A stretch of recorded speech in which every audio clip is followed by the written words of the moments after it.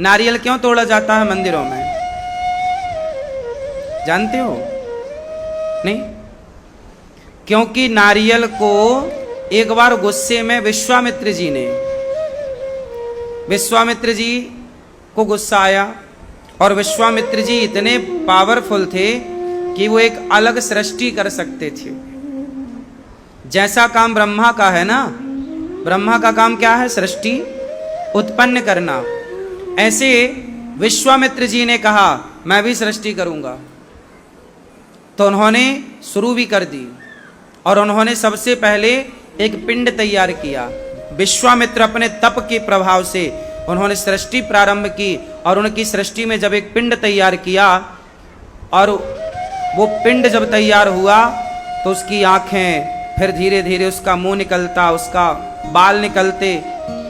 जैसे ही उन्होंने एक पिंड बनाया, तब भगवान श्रीमन नारायण ने आकर के विश्वामित्र जी को रोका कि आप ये क्या कर रहे हैं? जो विधान है ईश्वर ने, ब्रह्मा जी ने सृष्टि की, वो आप रहने दो, आप अपनी तपस्या को यहां मत लगाओ।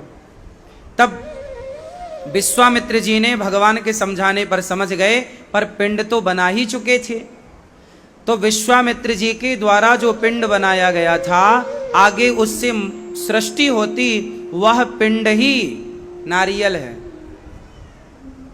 जो विश्वामित्र जी के द्वारा एक पिंड का निर्माण किया गया, वो क्या था? नारियल। अब आप देखिएगा, माँ के पेट में पानी होता है, गर्भाशय में जब बच्चा जिस झिल्ली के अंदर, जिसके अंदर होता है, उसमें क्या होता है? पानी। एक चारों ओर लेयर होती है माँ के पेट में, गर्भाशय में, उसके अंदर पानी की लेयर, एक लेयर के अंदर पानी, पानी के अंदर बच्चा होता है, हाँ या ना? उसी तरह नारियल की संरचना देखिए, नारियल के अंदर भी पानी होता है, और नारियल को कभी ध्यान से देखेंगे तो उसकी दो आंखें भी होती हैं, हाँ या ना? किस किस ने देखी है? नारियल के अंदर क्या होती है? दो आंखें होती हैं, और नारियल के ऊपर बाल, जटा नहीं होते। मतलब वो पूरी पिंड था। वो शुरुआती सृष्टि में विश्वामित्र जी ने एक अलग प्रकार की सृष्टि बनानी चाहिए, और विश्वामित्र जी की सृष्टि को भगवान ने रोका, तो ब्रह्मा जी इत्यादि सब गए, समझाए, और विश्वामित्र जी की जो सृष्टि थी उसे वहीं के वहीं छोड़ दिया गया।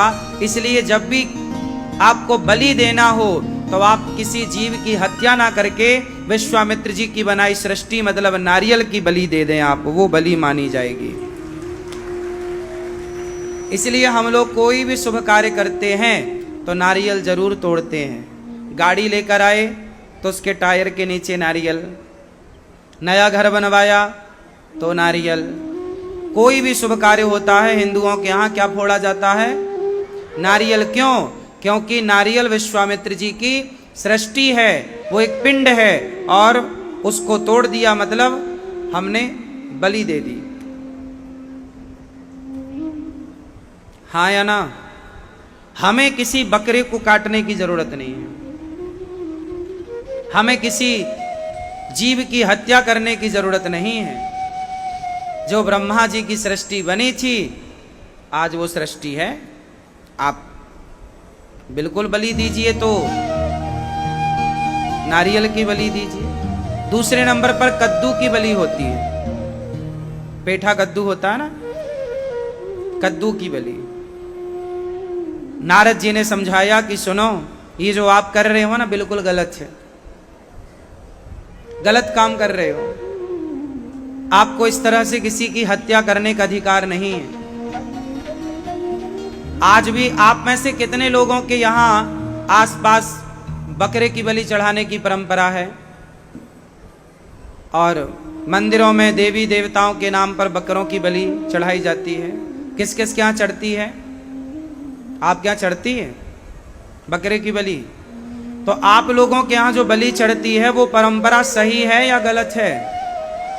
जोर से, सही है? ये जो परंपराएं हैं, गलत परंपराएं चली आ रही हैं। लोग क्या कहते हैं? हमारे बाप दादे करते आए हैं, हम भी करते जा रहे हैं। भाई बाप दादे जो करते आए हैं, यदि वो गलत करते आए हैं तो तुम गलत करते जाओगे। जरूरी नहीं है कि तुम्हारे बाप दादों ने हर रिवाज सही बनाया हो, जरूरी नहीं है कि हर परंपरा सही हो, जरूरी नहीं है कि सारा सबका मत सही हो। भाई भगवान श्री कृष्ण ने नंद बाबा से कहा कि बाबा यशोदा मैया, ये आप किसकी पूजा कर रही हैं?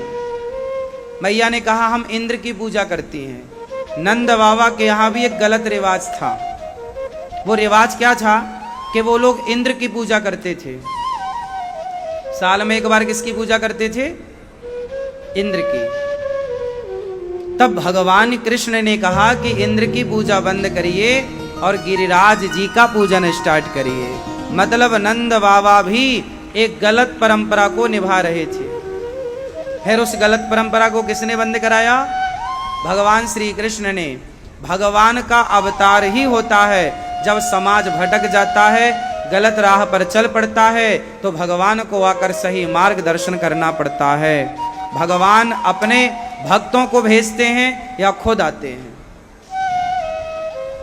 तो भगवान कभी ये नहीं कहते कि आप किसी की हत्या कर दो, किसी को मार डालो। तो जो गलत परंपराएं हैं, बकरे की काटने की परंपरा हो, है ना, जैसे आप लोगों के यहाँ एक गलत परंपरा और है, एकादशी के दिन कोई मर जाए ना घर में, या अष्टमी के दिन कोई मर जाए ना, कृष्ण जन्माष्टमी के दिन, तो आप लोग व्रत करना छोड़ देते हैं कि जी आज एकादशी के दिन हमारे यहाँ फलाना मर गया था, अब हम एकादशी नहीं करेंगे, हमारी एकादशी तो मान हो गई। हाँ या ना? रामनवमी के दिन कोई मर गया, बोले रामनवमी नहीं करेंगे, रामनवमी मान हो गई। ये सारी परंपराएं गलत हैं। अरे एकादशी के दिन जो मरता है वो वैकुंठ जाता है, वो पुण्यात्मा है कि एकादशी के दिन उसने प्राण त्यागे हैं। तब एकादशी के दिन तो आपको, जिस दिन मरा है उस दिन आप विधि विधान पूजा पाठ मत करो घर में, लेकिन जो नेक्स्ट एकादशी आएगी उसमें आप अपनी एकादशी रेगुलर करिए। और एकादशी ना करने का कारण क्या है कि मर गया? अरे मरना तो सबको पड़ेगा, और तिथियां तो 30 ही होती हैं हर महीने की। आपके परिवार में आज तक सैकड़ों लोग आए और साल में दिन होते हैं 365। अब आपके पिता के पिता के पिता के पिता के पिता के पिता के पिता के पिता कोई ना कोई कभी ना कभी तो किसी ना किसी तिथि को मरा ही होगा ना। यदि हर तिथि को मान कर लें तो 365 दिन में कभी ना कभी हमारे परिवार में कोई ना कोई मरा ही होगा। फिर तो कुछ भी नहीं कर पाओगे, ना दिया दीपावली में दिया जला पाओगे, ना होली में तुम रंग लगा पाओगे, ना एकादशी कर पाओगे, ना पूर्णिमा कर पाओगे, ना तो तुम नवरात्रि कर पाओगे, क्योंकि कभी ना कभी कोई ना कोई मरा तो होगा। हाँ या ना? इसलिए कोई मरा है तो ये तो मरना स्वाभाविक है, आया है सो जाएगा। हम लोग पैदा ही हुए हैं मरने के लिए। कौन ऐसा है जो नहीं मरेगा? और जो तिथि में हम मरते हैं वो तिथि हमारे लिए निश्चित होती है, और हम गए तो गए। उस तिथि जिस दिन आदमी मरा है उस दिन आप, जैसे किसी के घर में तैयारी है रामनवमी की कि चलो जी आज रामनवमी है, घर में उत्सव मनाएंगे, रामलला का पूजन करेंगे। अभी पूजन की तैयारी थी कि घर में दादाजी की मृत्यु हो गई। अब दादा मर गए तो इस बार की रामनवमी आप मत विस्तार से उत्सव मनाओ, मत मनाओ, पर जो अगले साल की आएगी तब तो दादा नहीं मरे ना। दादा तो पिछली रामनवमी में मरे हैं ना, तो पिछली वाली जिसमें मरे हैं वो तो स्वाभाविक है कि वो मनाया नहीं जाएगा, पर जो अगले वर्ष की आएगी वो तो मनाओ। उसमें क्या हुआ? तुम्हारे दादा तो एक ही थे ना, तो एक ही रामनवमी में ना मरे हैं, तो सारी रामनवमी काहे छोड़ दिए भाई?